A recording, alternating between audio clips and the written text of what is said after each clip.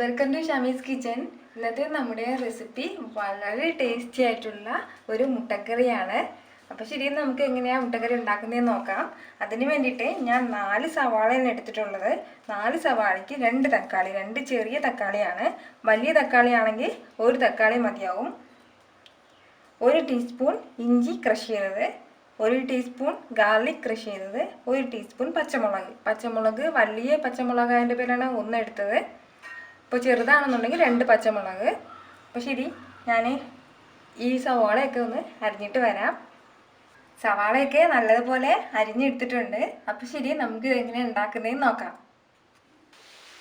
നമുക്കിനി മുട്ട വേവിച്ചെടുക്കാം. മുട്ട വേവിക്കുമ്പോൾ പ്രത്യേകം ശ്രദ്ധിക്കേണ്ട കാര്യം, നമ്മൾ ഹൈ ഫ്ലെയിം വെക്കുകയാണെന്നുണ്ടെങ്കിൽ മുട്ട പെട്ടെന്ന് പൊട്ടിപ്പോകും. ഹൈ ഫ്ലെയിം അല്ലാതെ മീഡിയം ടു ഹൈ അങ്ങനെ വെക്കുകയാണെന്നുണ്ടെങ്കിൽ, ഒരു ഇടയ്ക്ക് ഒരു ഫ്ലെയിം വെക്കുകയാണെന്നുണ്ടെങ്കിൽ മുട്ട പൊട്ടത്തില്ല പെട്ടെന്ന്.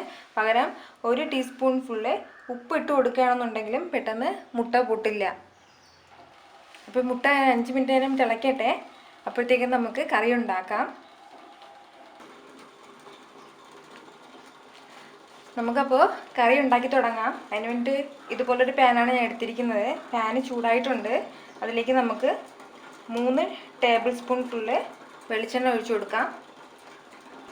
എണ്ണ ഒന്ന് ചൂടായി വരുമ്പോഴത്തേക്കും ഇതിലേക്ക് പട്ട, 3 ഗ്രാമ്പു, 2 ഏലക്ക, ഇത് ഇത്രയും നമുക്ക് ഇട്ട് കൊടുക്കാം. അല്പം കരിവേപ്പില. കരിവേപ്പില നല്ലതായിട്ട് പൊട്ടി വരുമ്പോഴത്തേക്ക് നമുക്ക് സവാള ചേർത്ത് കൊടുക്കാം.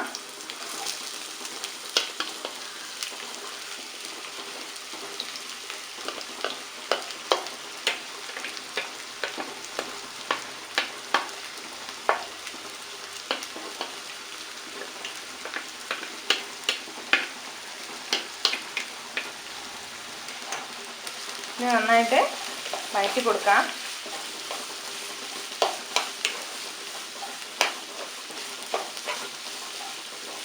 സവാള പെട്ടെന്ന് വഴണ്ട് വരാൻ വേണ്ടിയിട്ട് സാധാരണ ഉപ്പാണ് ചേർക്കാറ്.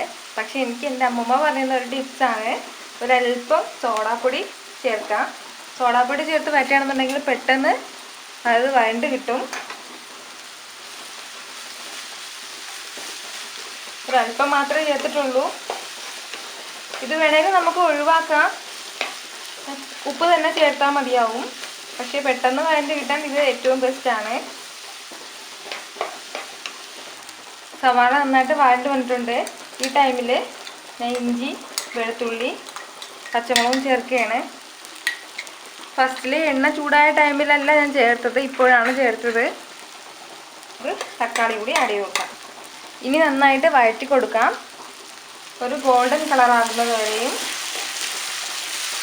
വളരെ ടേസ്റ്റി ആയിട്ടുള്ള ഒരു എഗ് കറിയാണ് കേട്ടോ. നിങ്ങളിതെല്ലാവരും ഉറപ്പായിട്ടും ട്രൈ ചെയ്ത് നോക്കണം.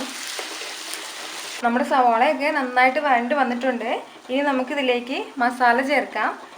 ഇത് 1 ടേബിൾ സ്പൂൺ പിരിയമുളകാണ്. ഇപ്പോൾ എരിവൊക്കെ അവരവരുടെ എരിവിനനുസരിച്ച് ചേർക്കാം. 1 ടീസ്പൂൺ ഫുള്ള് പെരുംജീരകമാണ്. 1/4 ടീസ്പൂൺ മഞ്ഞൾപ്പൊടി. ഇത്രയും ചേർത്ത് നമുക്ക് ഒന്ന് വഴറ്റി കൊടുക്കാം. ചെറുതായിട്ടൊന്ന് എണ്ണയിൽ വഴറ്റി കൊടുക്കണം. അപ്പോഴത്തേക്കും ആ മസാലയുടെ പച്ച മണമൊക്കെ ഒന്ന് മാറിക്കിട്ടും. മസാലയുടെ പച്ച മണമൊക്കെ നന്നായിട്ട് മാറിയിട്ടുണ്ട്. നമുക്കിനി ഇതിലേക്ക് ആവശ്യത്തിന് വെള്ളം ചേർക്കാം. നമുക്കിതിലേക്ക് ഇനി ആവശ്യത്തിന് വെള്ളം ചേർത്ത് കൊടുക്കാം. വെള്ളം ചേർക്കുന്നതെല്ലാം അവരവരുടെ അളവിനനുസരിച്ചിട്ടാണ്. ചെറിയ ചൂടുവെള്ളമാണ് ഞാൻ ചേർക്കുന്നത്.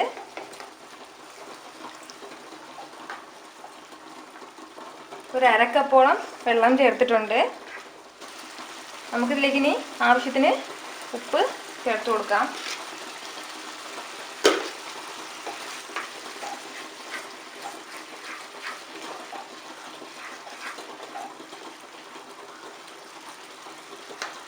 ഈ ടൈമിൽ നമുക്ക് നമ്മുടെ നേരത്തെ വേവിച്ച് വെച്ചിരിക്കുന്ന മുട്ട ചേർത്ത് കൊടുക്കാം. മുട്ടയിലേക്ക് ഈ മസാലയൊക്കെ പിടിക്കുന്നതിന് വേണ്ടിയിട്ട് 1 മിനിറ്റ് നേരത്തേക്ക് നമുക്കിതൊന്ന് മൂടി വെച്ച് വേവിക്കാം. നമുക്കിനി ഇത് സെർവ് ചെയ്യാം.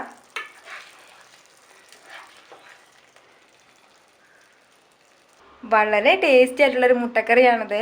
ഉറപ്പായിട്ട് നിങ്ങളിത് എല്ലാവരും ട്രൈ ചെയ്ത് നോക്കണം. ട്രൈ ചെയ്ത് നോക്കുന്നതോടൊപ്പം നിങ്ങളുടെ കമൻറ്റ്സ് എന്നെ അറിയിക്കുകയും വേണം. ഈ വീഡിയോ നിങ്ങൾക്ക് ഇഷ്ടമായാൽ ഷെയർ ചെയ്യാനും സബ്സ്ക്രൈബ് ചെയ്യാനും മറക്കരുത്. വീണ്ടും നല്ലൊരു റെസിപ്പിയുമായി കാണുന്നത് വരേക്കും ബൈ ഫ്രം ഷമീസ് കിച്ചൻ.